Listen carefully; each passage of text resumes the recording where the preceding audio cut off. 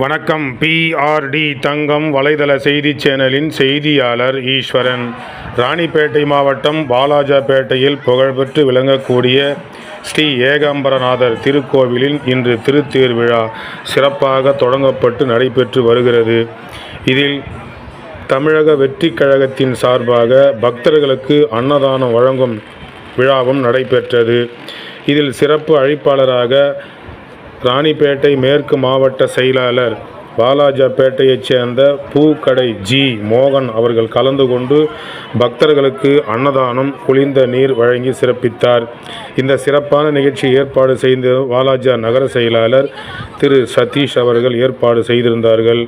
இதில் மேலும் ஆற்காடு வினோத் அவர்கள், திரு தீனா அவர்கள் மற்றும் தமிழக வெற்றி கழகத்தின் மகளிர் அணியைச் சார்ந்தவர்கள், மாணவர் அணியைச் சார்ந்தவர்கள், இளைஞர்கள் என அனைவரும் கலந்து கொண்டு ஏகாம்பரநாதர் திருக்கோவிலின் திருத்தேரை முன்னிட்டு பக்தர்களுக்கும் பொதுமக்களுக்கும் மகா அன்னதானத்தை வழங்கி சிறப்பித்து வருகிறார்கள்.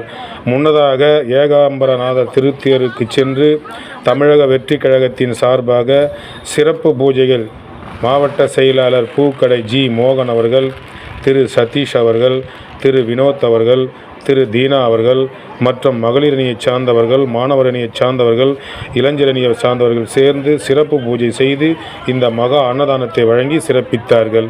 செய்திக்காக ஈஸ்வரன்.